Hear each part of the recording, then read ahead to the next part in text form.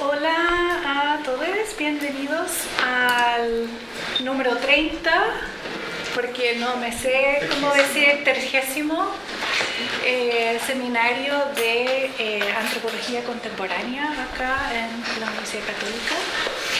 Estoy como coorganizadora de este semestre junto con el director Felipe Martínez.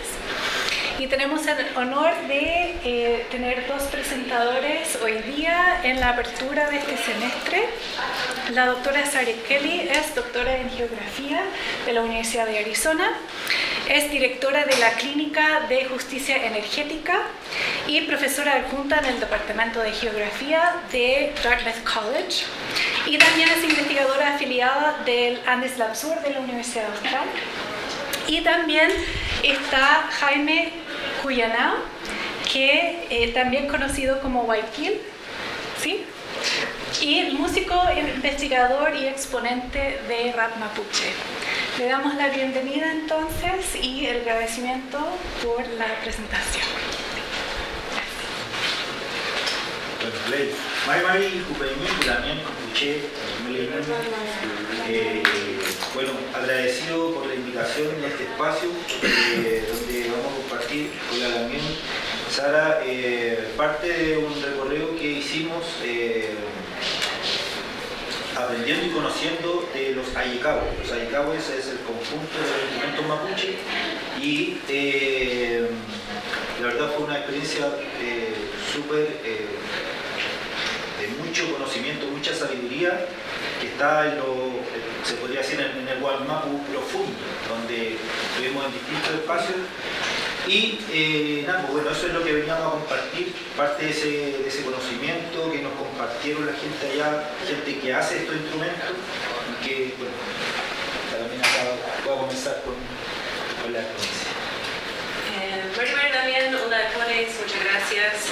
Soy Sara, adelante. Hoy voy a hablar como la mitad del tiempo sobre 11 años que yo llevo colaborando en territorio mapuche huilliche, y tengo un paper que va a salir pronto sobre hidroextractivismo, que es como un concepto que yo he reflexionado sobre, haciendo un estudio y colaboración más longitudinal en territorio mapuche huilliche, viviendo las múltiples formas de extractivismo y cómo todas estas formas afectan el agua y también forman parte de una continuidad del despojo histórico de tierra y agua y prácticas culturales. Y mi respuesta, que voy a explicar un poco, pero es ocupando una metodología situada, colaborativa, y innovando con métodos para poder entender la espacialidad y temporalidad de esta forma de extractivismo que la gente está viviendo hoy en día relacionado con el agua. Y en estos estudios enfocaron más recién en como procesos de revitalización cultural, incluyendo los ayicahue, el ayacán, el tocar, los instrumentos, pero también otras formas de revitalización que tienen que ver con relaciones al agua y otros elementos. Entonces, por ejemplo, el guampo o la canoa, la construcción y revolviendo estas rutas ancestrales y prácticas ancestrales.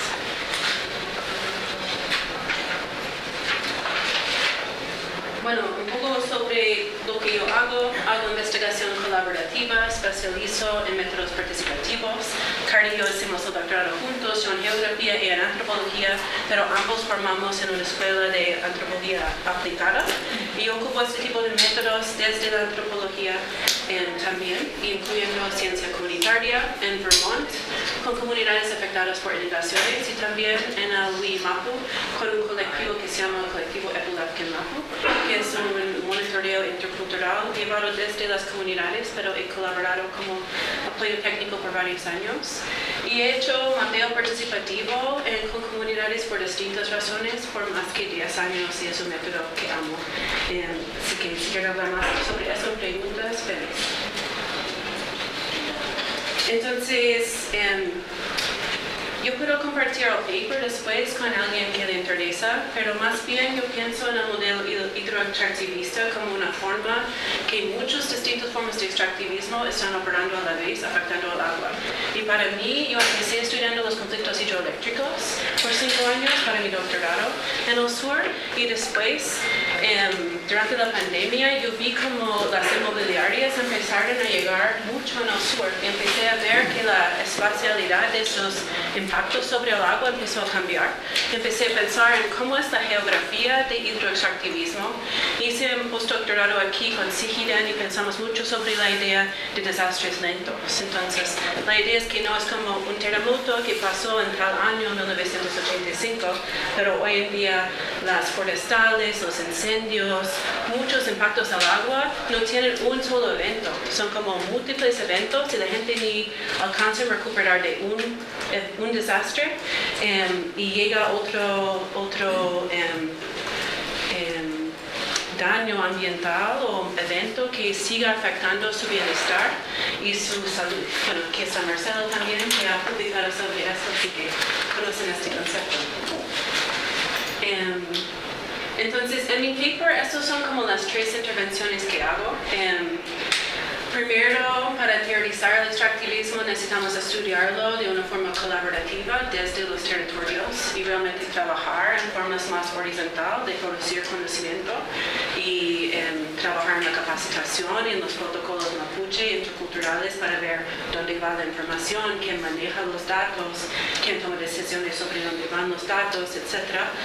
Y desde esta mirada colaborativa longitudinal, yo empecé a reflexionar que es un desastre lento el hidroextractivismo y continúa el despojo histórico.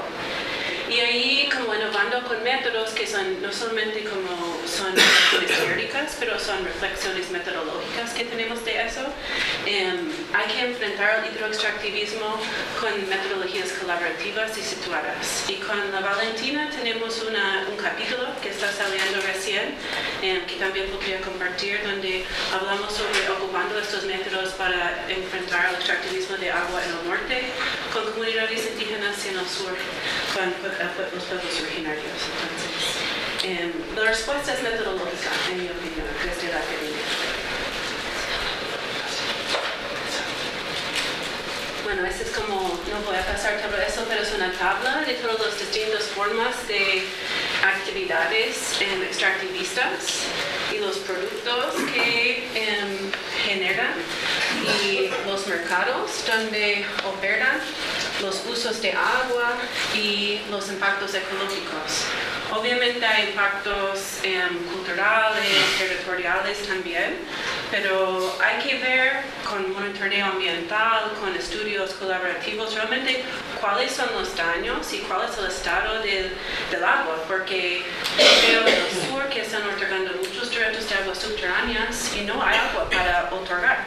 Entonces, la línea de base de datos es tan frágil y débil y como fragmentado, no completo, de los caudales, de la calidad de agua, etcétera, de la flora y la fauna, que es difícil que tomen decisiones responsables sobre estos, o sea, yo podría decir los recursos, pero lo que el pueblo mapuche hablaría como el COX, como el agua.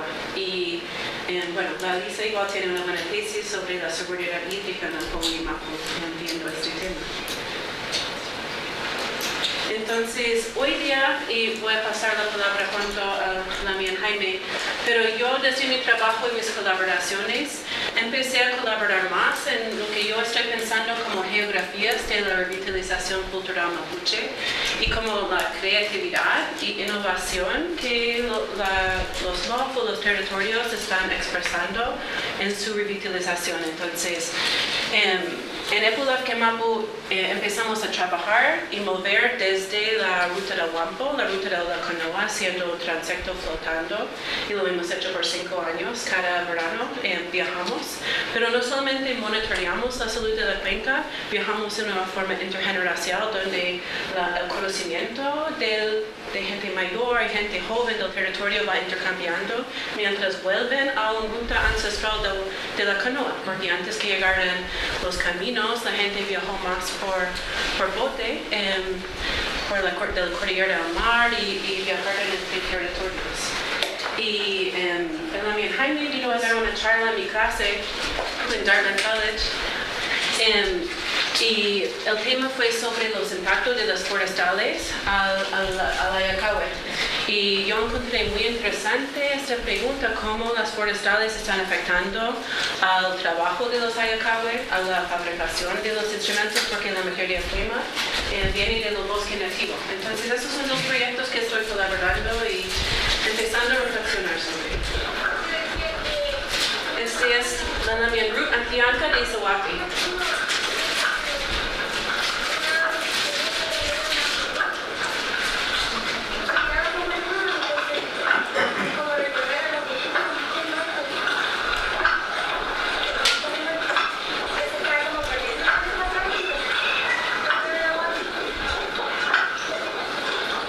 Bueno, ahí estamos saliendo a tomar muestras con un kit que tenemos, que cada territorio tiene para muestrear las aguas, pero está hablando cómo está volviendo esta práctica de remar, de ser isleña, en este acto de ir a tomar muestras técnicas científicas. Entonces ves cómo van mezclando estos mundos.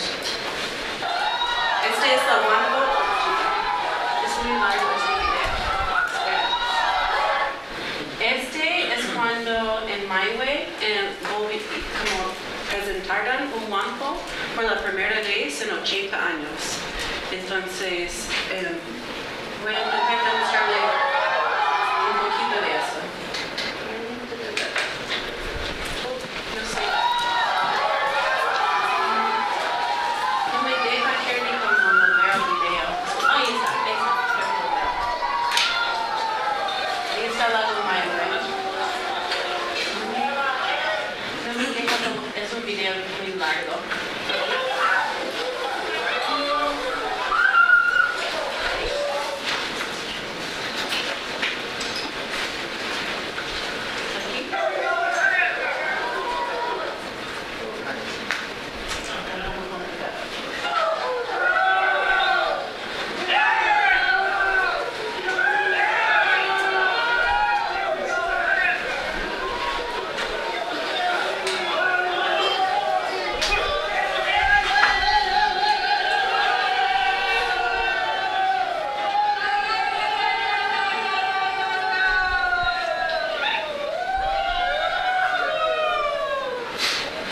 Bueno, fue un momento histórico para el territorio.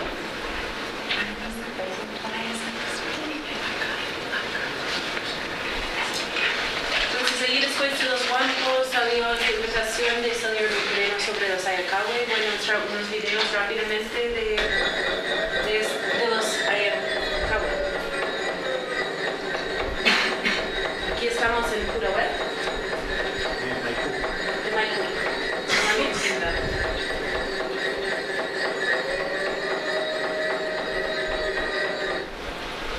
Y aquí estamos en Icalma.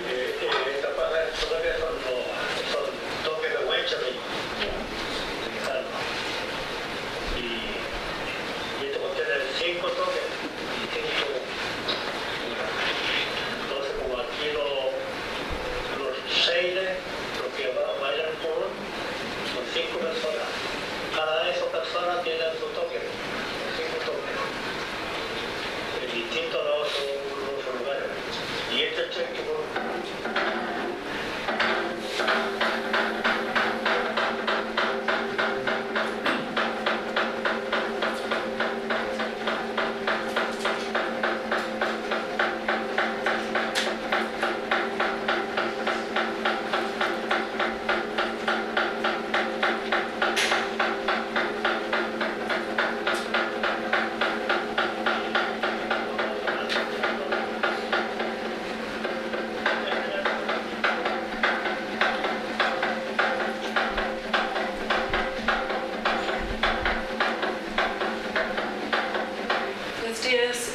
José Cayoqueo en Icalma, que hace radicultura.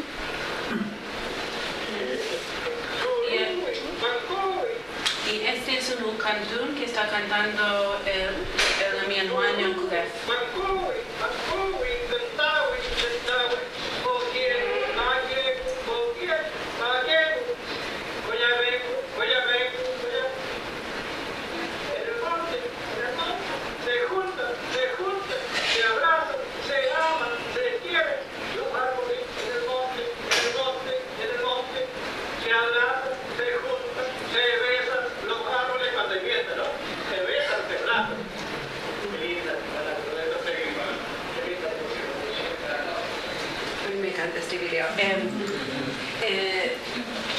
Pero bueno, esto es parte de un trabajo de investigación. Estamos como trabajando en un libro, entonces igual si alguien tiene una idea de publicando un libro de fotos y relatos, podríamos conversar después.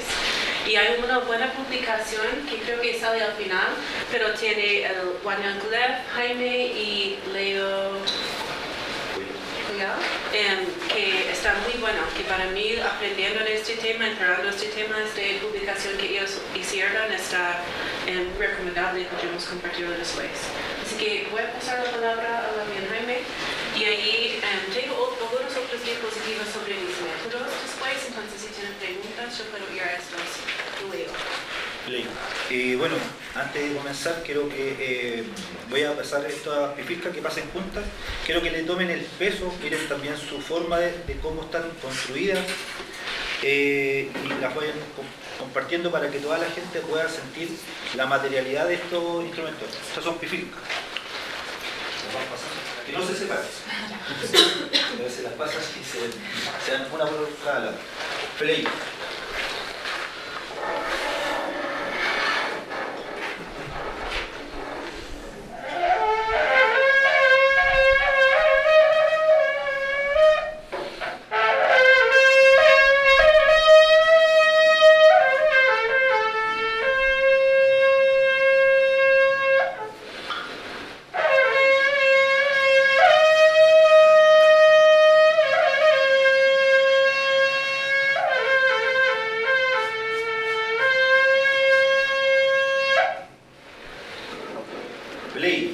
Este Ayekahue se llama ñolquín. Este es el original ñolquín. Hoy día uno pregunta por el ñolquín y aparece en este formato. La verdad es que aquí podemos ver como cuando hablamos de resistencia, de la resistencia de los Ayekahue, esta es una resistencia viva. La verdad es que tiene que ver con que este ñolquín lo fuimos a buscar con un peñi allá a Ercilla, a las faldas de la cordillera de Nahuelbuta, y ahí el peñi nos llevó a un lugar donde yo creo que era como esta sala, donde solamente estaba el ñolquín. El resto de hectáreas era puro pino y eucalipto. Y eso demuestra que todavía siguen vivos los instrumentos mapuche, Ayekahue en este caso, y en específico este ñolquín. Este ñolquín crece como una vara, puede crecer 3 metros, y lo particular es que cuando está verde esto es macizo, completamente macizo.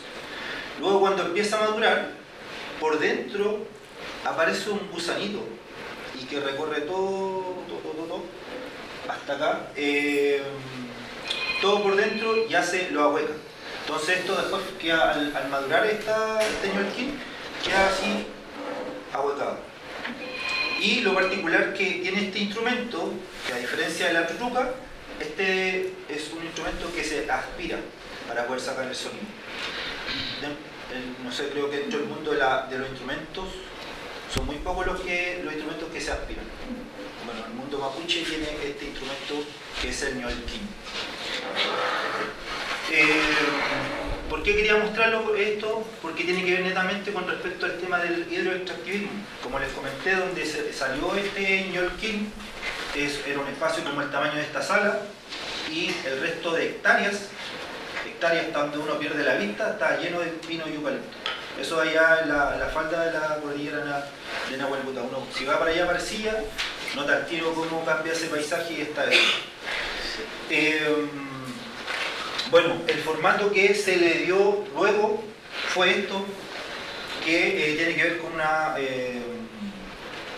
un tubo de cobre, y que netamente también habla con respecto a la resistencia. Hoy en día este instrumento es muy escaso poder encontrarlo dentro del mundo mapuche. De hecho mucha gente ni siquiera lo conoce. Entonces, ya porque se ha perdido mucho. El peñi que me llevó a conocer este instrumento, él en su casa llevó unas plantas para poder rescatar un poco este instrumento. Pero hoy en día el ñolquín pasó a este formato, que tiene la misma sonoridad.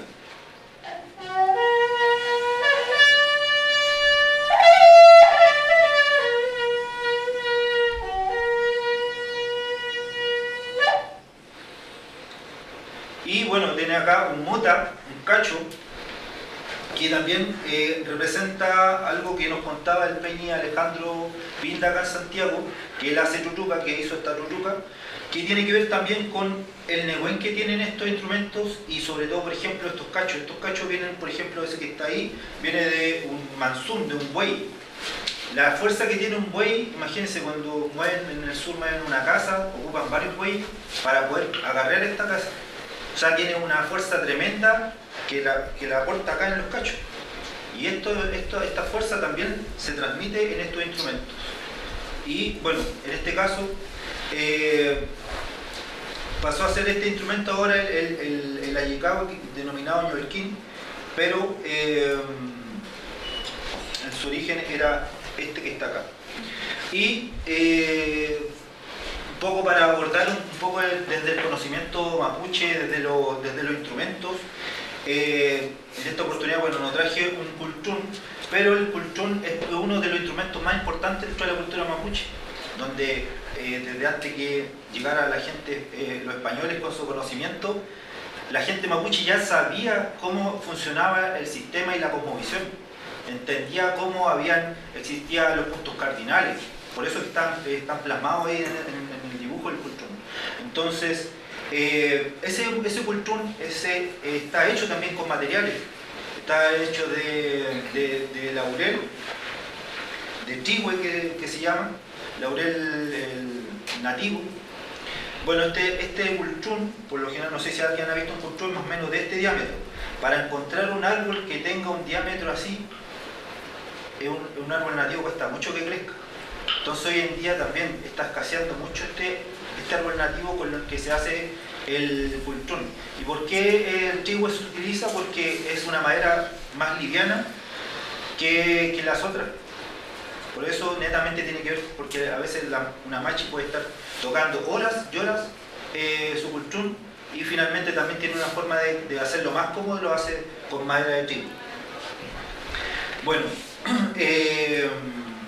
importante, bueno, entender que, como les decía, todo este conocimiento viene desde hace mucho tiempo y sobre todo a través de las machis que traen este conocimiento, los peumafe también, la gente mapuche que antiguamente tenía peumas, tenía sueños, podía revelar y entender lo que iba a pasar en el futuro, por decirlo así, que cómo va a venir el verano, cómo va a venir el invierno, cómo van a ir las cosechas. Y eso también es parte importante de lo que transmiten los ayecahue. Una machi sin un cultrún no podría llegar a conectarse para entrar, por decirlo así, en trance. Siempre una machi necesita su cultrún.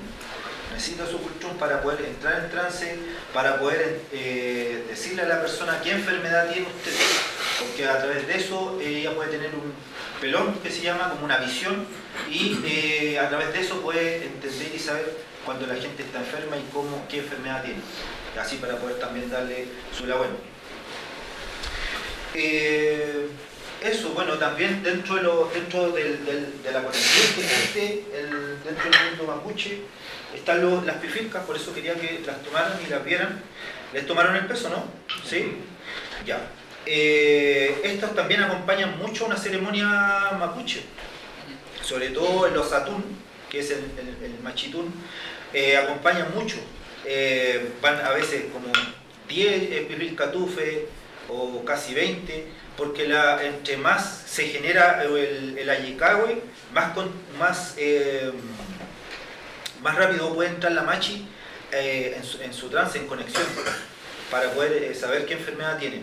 A veces hay gente que está muy cargado, por decirlo así, muy enfermo, y que le llaman que se hace un machitún doble, que es como, a veces van 2 machis a sanar a la persona, o a veces se hace de varios días el tratamiento, la verdad. Bueno, de esa forma también la gente mapuche acompaña a esta machi, que siempre se hace así, y tocan los instrumentos mapuche. Y que las pifilcas, la verdad es que también tienen una conexión dentro de un trance, por decirlo así. Cuando uno las toca, y ya cuando lleva horas tocando, es increíble que incluso empiezan a dialogar en mapungún. Uno a veces pasa y está escuchando así, porque estas pifilcas hacen así. Y a veces empieza a sonar, empieza a decir calfu, calfu, calfu, y es como que estuviera... Y a mí me ha pasado porque yo después le pregunto a la otra persona, oye, ven, ¿escuchaste que dijo calfu? Sí, me dice, yo también escuché. Entonces, así es como también van dialogando los ayicahue y también el mismo mapudungun también en estos instrumentos. ¿Por qué les quería mostrar esto? Porque, bueno, como notaron, este es más pesado, ¿no? Y este es más liviano. Bueno, esta pifilca también tiene que ver con las materialidades con las que la construye la gente que hace pifilca. Y no sé si ubican el picoyo. ¿Sí? ¿Allá? Ya. El picoyo es una resina, una madera fusilizada que nace de la araucaria, del pehuen. ¿Y cómo nace? Bueno, el tema es que el pehuen, la vida de un pehuen es más o menos de 1500 años. Después, de forma natural, cae y tienen que pasar como unos 600 años para que se forme esta resina que es el picoyo. O sea, la madera que ustedes tomaron recién, más o menos debe tener unos 1100 años. Después, esta madera, el picoyo, el Peñi la transformó en una pifilca. Entonces, ahí también la importancia de estos materiales. Hace poco se quería instalar 96 áreas en el sur, las cuales querían agrandar un camino rural entre Melipeuco y Calma, y bueno, para poder llegar, como les decía, a este proceso tienen que pasar 2100 años, y si talan estos árboles que están ahí, claramente se perdería una riqueza profunda.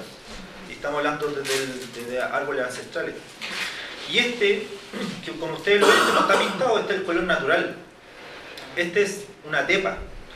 Pero la tepa, lo particular, porque está pintado, está teñida así, la tepa es un color blanco casi, o sea, como un poco de este color.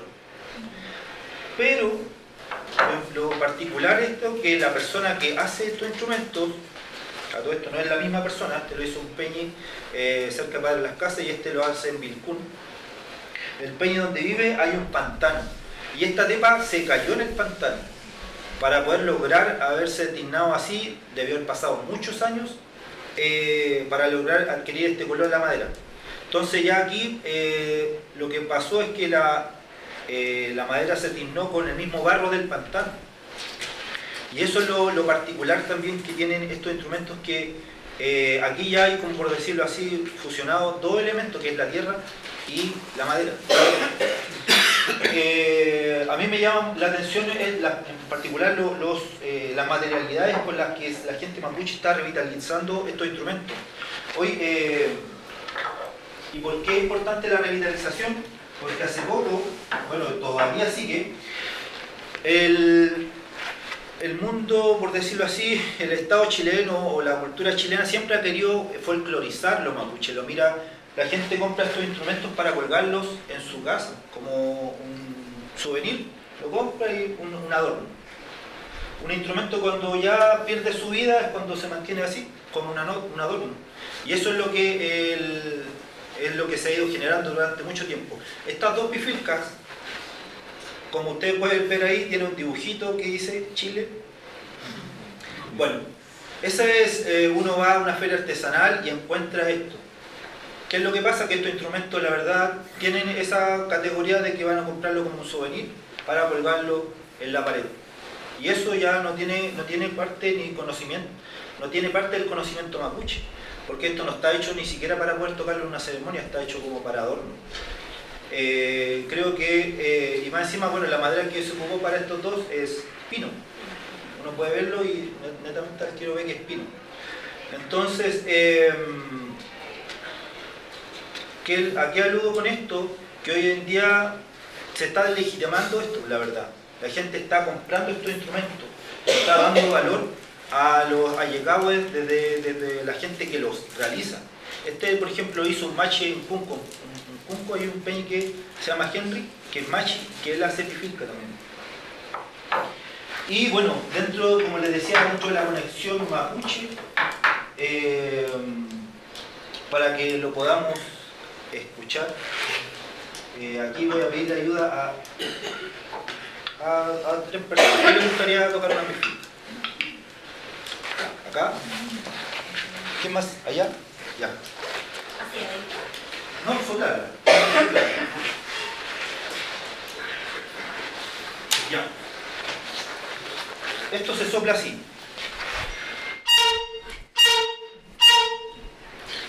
Ahora usted. Eso. Vamos a darle el pulso. Tóquelo. Eso.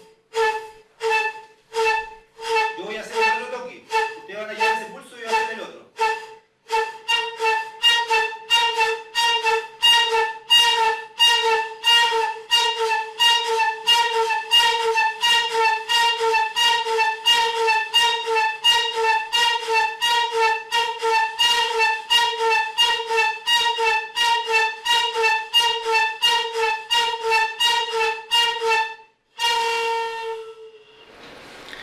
¿Qué les pasó? ¿Se marearon? Sí. Ya. Eso lo quería que también lo supieran. Cuando uno lo toca estos instrumentos, la gente que no lo conoce empieza como a marearse. Ahí no sé qué es lo que pasa naturalmente, pero por ejemplo la gente mapuche, yo por ejemplo he ido a ceremonias tan horas tocando este instrumento. Y es porque cuando se pasa ese umbral de mareo, por decirlo así, uno está ya como entrando como en trance escuchando este sonido. Y ahí es donde uno también escucha el mapudungún también de los mismos ayecao. Entonces, eso también es lo particular. Uno escucha estos instrumentos y la diferencia es como esto. ¿Ven?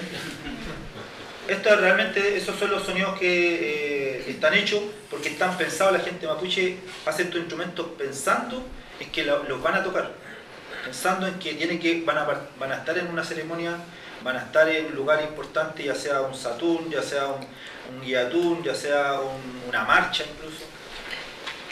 Pero esto claramente representa todo lo contrario, y es por eso, como les decía, y esta es como la forma que también el Estado chileno nos tiene medido como en el folclore, quiere folclorizar nuestros instrumentos que están en resistencia porque también producto del extractivismo, también del tema de las forestales, queda muy poco bosque nativo. Eso les quería compartir con Puché, Rubén Mañón. ¿Tienes preguntas? Ya. Bueno. Para cerrar, ahí podríamos hacer preguntas. Bueno, esta investigación con Jaime y con algunos fotógrafos que voy a demostrar su trabajo, y obviamente los Ayacawe todavía va en camino. Y para mí, una cosa que me enseñaron, como algo que he aprendido antes, pero aprendí de nuevo, son como otros tiempos que vienen con la revitalización cultural, ¿no? Y uno podría pensar e intentar fijar y decir, la Trochunca es así, pero hay mucha innovación y creatividad en la revitalización cultural de ocupar distintos materiales y eso ha sido parte del aprendizaje, como es heavy, para decirlo como en el slang chileno, ¿no? Lo que está pasando con las forestales y el nivel de daño ambiental que provocan, y no se puede evadir esta realidad, ¿no? Pero a la vez la ingenuidad, la creatividad de la revitalización cultural tiene mucho poder y llega mucho, como tiene un alcance muy grande. Entonces lo que estamos trabajando es como más que la taza es más llena que vacía, para decirlo así, pero igual la realidad de los forestales es como difícil ver que están pensando en ampliar las forestales, porque no se puede negar el nivel de daño que llevan los forestales al suelo, a los acuíferos, cómo están secando. Entonces no da para más este modelo. Los camiones aljibes están llegando a más territorios, a Chiloé, en la Araucanía, al Biobío, hasta los ríos y los lagos, en territorios que están que tiene mucha agua, ¿no? Entonces es una realidad que no se puede negar desde el lado como de la ciencia y lo que está pasando con las aguas, pero hay rincones de resistencia cultural en todos lados también. Así que algunos métodos, sí, yo lo puse eso para los estudiantes del doctorado, que yo ocupaba distintos mapas. Este es un mapa, algunos mapas han viajado mucho. Este es un mapa que hice para el segundo corte ambiental, para el conflicto sobre el territorio Pilmaiquén. Y la hidroeléctrica sí demuestra una espacialidad de las relaciones con el ambiente, porque muchas veces en los estudios de impacto ambiental disminuyen el área de influencia directa y las consultoras definen que hay pocas comunidades que son directamente impactadas, pero muchas veces es producto del despojo mismo y del poco tiempo que llevan las consultoras realmente haciendo los estudios, levantando los estudios para definir quién es afectado. Entonces a mí me ha tocado hacer mapas, entrevistas y mapas sobre la geografía mapuche para aportar estos argumentos de las comunidades sobre sus relaciones con estos espacios. El método del transecto flotante yo desarrollé con el colectivo Epulafque Mapu, pero hemos hecho para documentar distintos impactos de hidroeléctricas, pisciculturas y distintas industrias en las aguas. Creo que es un método muy valioso. Y bueno, ese es Epulafque Mapu. Como dije, están guiados por las comunidades de Isla Huapi, una familia, la Renma Antianca Manque, la Claudia Antianca, la isleña Antumalén, la Ruth y otros. Entonces, tienen un Instagram, Epulafque Mapu, si quieren seguir su trabajo.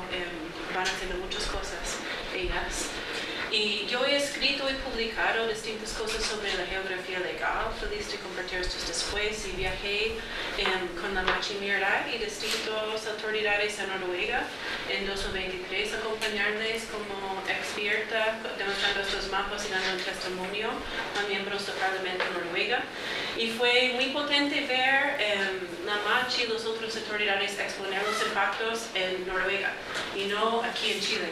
Y escuchar y ver la gente Sami, que también tiene un conflicto con la misma empresa startup sobre energía eólica, y la gente en Noruega reaccionando al nivel de violencia y hostigamiento que han vivido en el territorio Pilmaiquén por 15 años por este conflicto, y se siguen las noticias. El conflicto tomó otro momento muy pesado recién, donde la empresa Statkraft tiene otra central en Catayo y abrieron sus compuertas de la central y el río subió 4 metros al tiro, y murió 2 personas que estaban haciendo una ceremonia de sanación al lado del río, y hay una querella contra la Machi que va en proceso diciendo que ella es responsable para estos muertos, cuando la empresa y la PDI en su informe encontró que la compuerta subieron 4 metros. Entonces, igual es un conflicto que siga hasta que llegara a un punto surreal, y es muy importante el aporte de geografía en estos casos. Yo puse esta diapositiva de Jaime porque él tiene muchas publicaciones para que lo puedan ver. Y como dije, este libro con Leonardo Díaz Collao y Juan Yankulef está muy bueno, entre otros. Y los 2 fotógrafos fui demostrando fotos de nuestra colaboración, son súper talentosos. Marcos tomó todas las fotos del sur y la Jenny tomó las fotos en Santiago, para dar el crédito a ellos y su talento. Y este es una QR de mi página web donde están las publicaciones, por si acaso. Pero muchas gracias por escuchar, Manyun, y estamos atentos a preguntas. Gracias.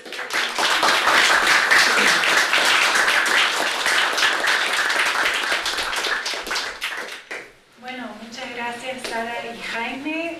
Mientras que vayan pensando en sus preguntas, también quisiera aportar un pequeño resumen para orientarnos a la conversación de hoy. Entonces Sara nos hizo una presentación hasta colaborativo, digamos, en el mismo momento, de hacer un recorrido sobre su entrada en el territorio y la temática del extractivismo en torno al agua. demostrando entonces que encontró el camino para abordar esta temática del hidroextractivismo es a través de una metodología situada y colaborativa.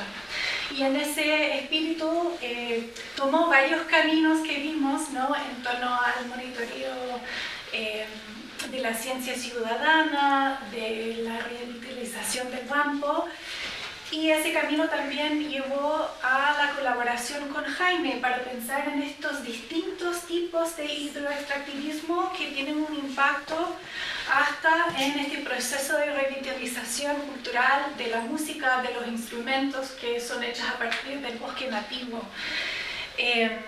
Y con esto vemos un tipo de presentación que incorpora no solamente la colaboración en el terreno, pero también en la producción de conocimiento en lugares académicos. Así que muchas gracias, Jaime y Sara, por esta presentación, y ahora quisiera abrir a comentarios y preguntas. Voy a tomar 2 o 3 en la primera ronda y después vamos a seguir. Tenemos unos 15-20 minutos para conversar. Y si hay gente que tiene que salir antes por otros compromisos, también se envían.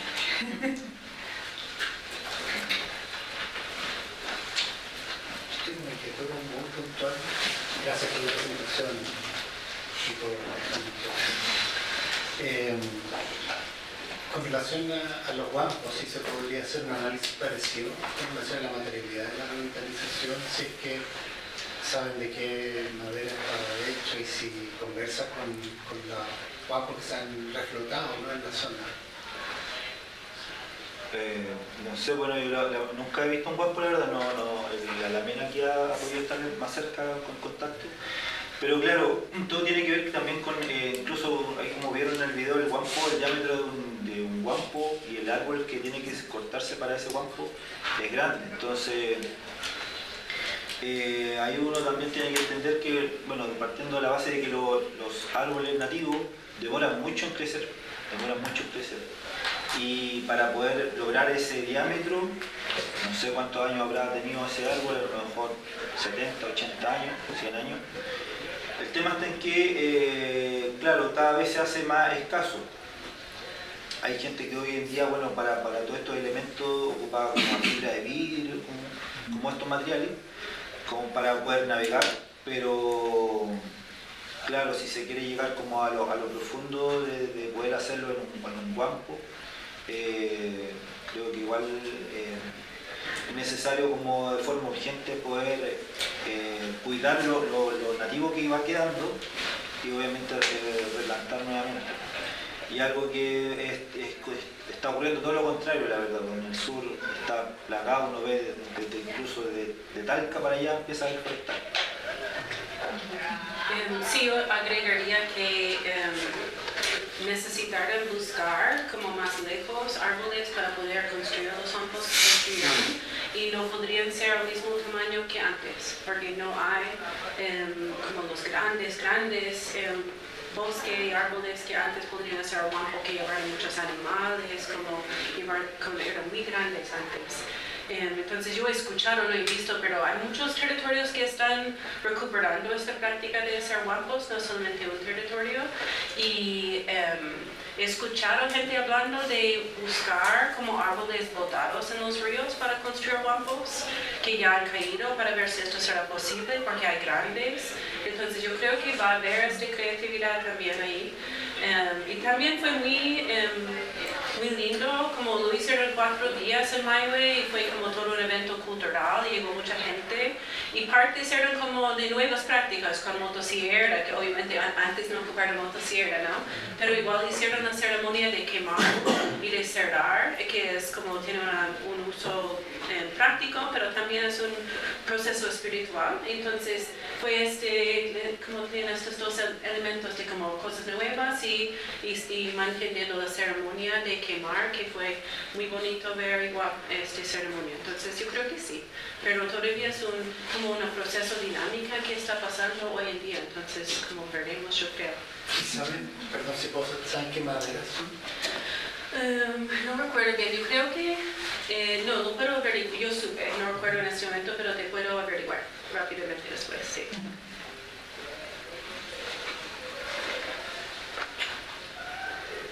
Bueno, siguiendo con la misma, el mismo hilo de las materialidades, mi inquietud va en la dirección de la elaboración de instrumentos con otras materialidades, con las mismas técnicas o tecnologías y con otros materiales que no estaban. De hecho, lo que vemos sobre la mesa hay mucho colonial, así esos cachos son coloniales. Los bueyes son españoles. Entonces, ¿qué había antes? ¿De qué manera eso nos habla de un dinamismo en la producción de nuevas formas y también de la permanencia de saberes? Sí, bueno, el conocimiento mapuche hay que entenderlo que no es estático, la verdad. A lo largo del tiempo siempre ha ido como aglutinando y tomando otros elementos con los cuales se va nutriendo. Hoy en día, por ejemplo, existe una bandera mapuche, la Buenofoye, que antes no existía, hace ya 30 años recién. Existe un grafemario mapuche. Antiguamente no existía el grafemario, la gente no escribía, solamente era transmisión oral. Pero gracias a estos elementos se ha creado identidad. Se ha creado también un fortalecimiento desde el Mapudungún, donde la gente puede aprender Mapudungún, y eso mismo, desde esa misma forma, ese mismo enfoque, se han mantenido también el auquín. El auquín es la sonoridad del instrumento. Como ustedes pudieron escuchar, toqué este y suenan igual. La chuchuca, yo también tengo una chuchuca larga, no la puedo traer porque son 3 metros, pero se utiliza, bueno, esta por ejemplo es un tubo de PVC, y antes del tubo de PVC se ocupaba fierro, un fierro regulado. Entonces como hace 100 años empezó a ocuparse fierro, y luego, si estamos hablando 200 años, solamente se ocupaba esta caña. Pero esta caña que, por ejemplo, yo tengo, por ejemplo, una chuchuca larga que es como de 3 metros. Se la compró un peña que las trabaja allá en Puerto Saavedra. Pero él me dijo, estas cañas de estos coligües ya no salen acá en Puerto Saavedra. Las tienen que ir a buscar a Valdivia, a Los Mallines. Allá puede encontrar una caña que mida más de 3 metros, que sea recta, para poder trabajarla como la chuchuca antigua. Se está recuperando claramente, pero es muy poco los materiales que van quedando. Entonces, lo importante, yo creo, y lo bonito de poder ir incorporando otros materiales, es que también no se va perdiendo la sonoridad.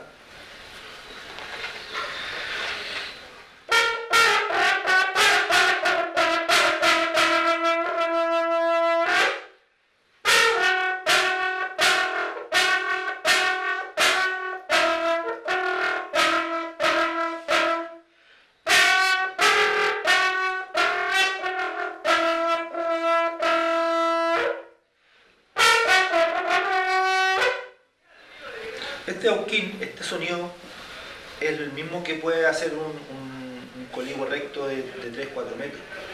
Entonces, aquí, bueno, fue pensado desde esa lógica. El muta, claramente, como usted dijo, a lo mejor no es algo tan... Se empezó a ocupar hace poco. Antes se ocupaba estas hebras de chupones. Con eso se hacía como un tipo de... como un búho para hacer resonancia del instrumento. En Huillimapu, por ejemplo, yo he visto que hay gente mapuche que está haciendo de esa forma la chuchuca. ¿Y conchas de mar? No he visto la verdad de conchas de mar. No he visto la verdad. Pero así como esto, también se ocupan de las cabras, también para hacer el ñorquín, se lo ocupan con cuerno de cabra. Ahora, claro, si cuestionamos como el tema de cómo, pero ocupan todos estos elementos que no son mapuche, no son del origen, claro. Claramente no son del origen porque ya material no hay. Pero sí está la forma de poder reinventarlo y poder empezar a tomar otras materialidades. Obviamente siempre se quiere buscar esto. Como les decía, este instrumento es muy difícil de encontrar. porque si yo ni siquiera lo sabía dónde poder verlo, el peñe, como le digo, buscamos un lugar donde estaba así como esta sala, en medio de un bosque que era puro pino de eucalipto. Entonces, sí se está recuperando, pero cuesta mucho poder encontrarlo. Y los instrumentos mapuche van tomando esa lógica también. Si no están los materiales para hacerlo, por ejemplo, por el Mapu en Argentina, también allá es pura pampa. No podemos sacar como todos estos materiales. Pero por ejemplo allá el pultrón que ocupan es un pultrón, de hecho incluso es más achatado. Porque la madera que de allá cuesta, no es tan robusta, por decirlo así. Entonces lo que ocupan es madera como más achatada. Ocupan como unos rally, como unos platos así, y ahí hacen el pultrón. Incluso he visto que ocupan como un tipo de plástico, como que si fuera un plato plástico, y lo cubren con cuero. Pero tiene que ver con esa lógica, como no tenemos madera, pero tenemos que reinventarnos para que se mantenga la sonoridad. Entonces tiene que ver con eso.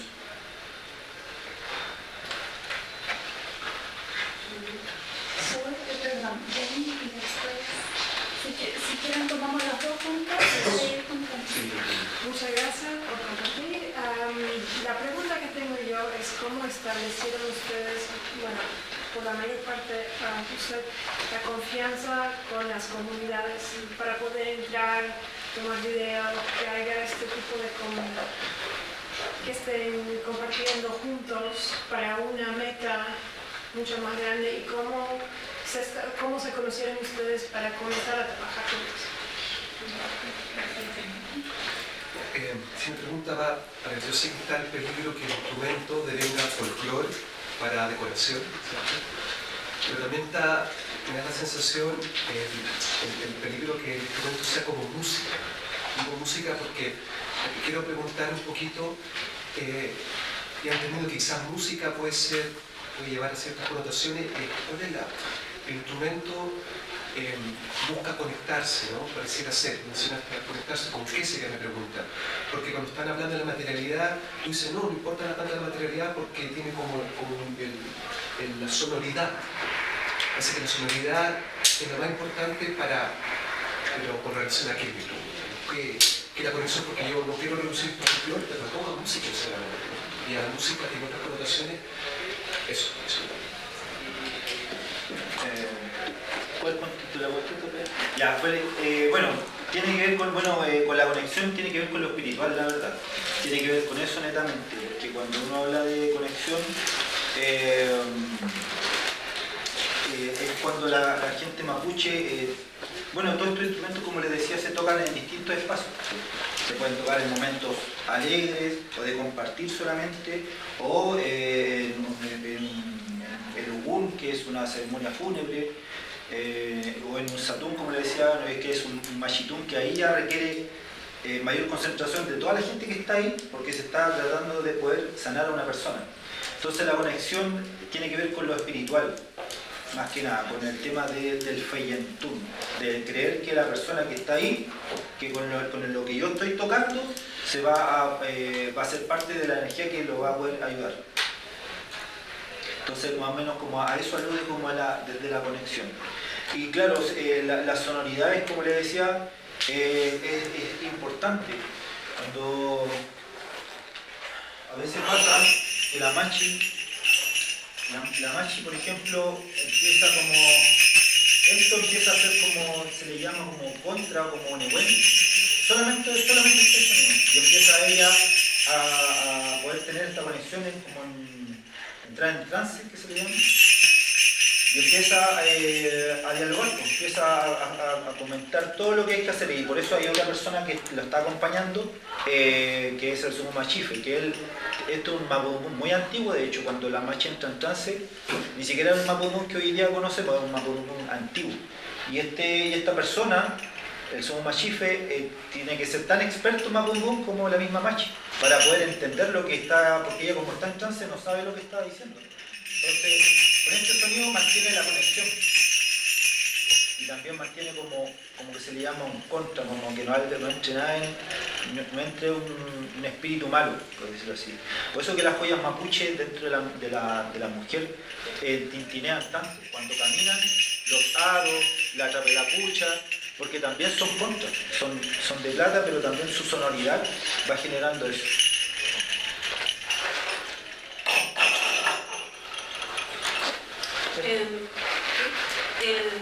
A tu pregunta, o sea, para los estudiantes, yo creo que como en corta, como yo tuve el entrenamiento de trabajar en investigación participativa, siempre fui muy clara sobre nuestras colaboraciones con las comunidades y nuestro protocolo y qué salía o no, y ahí de a poco fuimos generando confianza, ¿no? Entonces, como yo creo que como una lectura que tengo de eso es como nunca hacen grandes proyectos cuando no tienen una experiencia de trabajo en conjuntos, como vayan empezando colaboraciones de forma más acotada, clara, porque nunca hay, las relaciones humanas en general son tan complejas, dinámicas, es difícil a veces lograr grandes proyectos, pero si vas haciendo y cumpliendo, voy a buscar estos trechos de agua por Google Earth y entregarlos al tiro, haciendo estas entregas iterativamente, colaboraciones es muy importante para construir la confianza. Y ya después de años, las comunidades mismas me piden con video, con apoyo, igual están más en el turismo local, con identidad propia, entonces este giro al turismo ha hecho que quieren compartir más de su cultura, pero siempre es resguardado, no van compartiendo muchas cosas que son íntimos y no hay razón para compartirlo con alguien como yo que esté afuera. Y con el Lamien conocimos en un festival de música en el territorio hace unos años y estamos haciendo unas cápsulas documentales con mis estudiantes de los territorios justamente para el turismo y también comunicar lo del Huampo, el Pulafquenmapu y la protección del río Calcurupe y Jaime grabó la música para eso. Entonces ahí empezó el diálogo de eso. Eso va a salir en unos meses más, así que lo puedo compartir con Cardi luego. Pero eso. Super, tenemos tiempo para una pregunta más. Permiso. Dos de los conceptos que me explican en las preguntas que era materialidad y sonoridad. Yo estaba preguntándome si es que en esos dos instrumentos, que son iguales, no recuerdo el nombre, perdón, tenían tonalidades distintas. Entonces me entró la duda de si hay una intención detrás de eso, como generar una conversación, que haya un diálogo, que sea un diálogo colectivo. No sé entre cuántas personas los tocarán, pero mientras ustedes estaban haciendo el ejercicio, sentí que eso era lo que estaba generándose, una suerte de conversación. Y bueno, cuando le comenté de que las pifilcas al momento de ir sonando también hablaban en mapubunes porque también tienen distintas escalas. Bueno, la persona que hace este instrumento le da una forma y tiene tres escalas. Primero mete una broca o un fierro caliente hasta acá, que es de un diámetro delgado, después mete uno un poco más grueso y después otro más grueso. Entonces se forma una escala por dentro. Y claro, a él lo va a tocar y suena como por decirse un ronroneo, así como...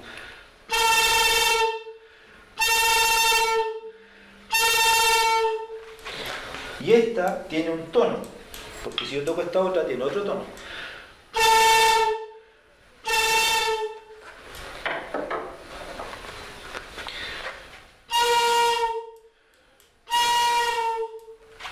Entonces, están pensadas con esa que tiene allá el Peñi, también tiene otra tonalidad.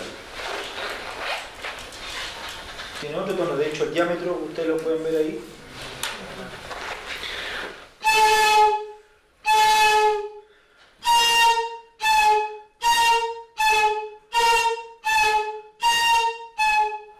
Y esto también se puede tocar de tres personas así.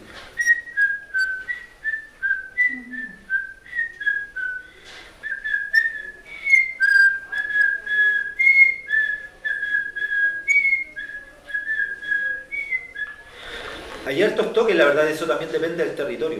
Hay lugares donde ocupan distintas tonalidades, formas de tocar los instrumentos y que también son como, no sé, pues hay gente que en Vilcún, por ejemplo, de mi familia lo hacen como por grupos familiares, como los huenchus, los hombres, que tocan la pifilca, podemos ser tíos, parientes, primos, podemos ser 5 o 6, vamos en un grupo, así como tocando, y el grupo adelante son otra familia y va tocando de hecho otro toque. Entonces, por lo menos así lo he visto, y en otro territorio más lafkenche es como que suenan así como los que estaba tocando ahora. ¿Sí?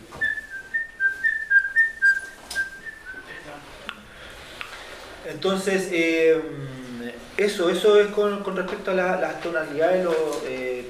Dialogan claramente los instrumentos, y en este caso las pifiscas, porque tienen distintas notas musicales y también tienen escalas dentro de los instrumentos. A diferencia, como les decía, que lo que se hacía esto como el souvenir, yo que aunque lo pueda tocar más fuerte, no genera la misma energía que puede generar esto en otro instrumento.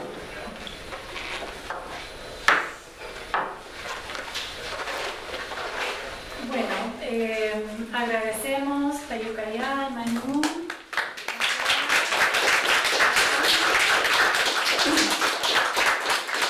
Como vemos, estos trabajos son largos y empiezan un camino como de a poquito a la colaboración. Muchas veces en el doctorado vemos manuscritos terminados y colaboraciones gigantes, y es súper bueno saber que eso empieza también de pasos pequeños, así que se agradece y están los contactos de ellos para que se queden en contacto. Muchas gracias.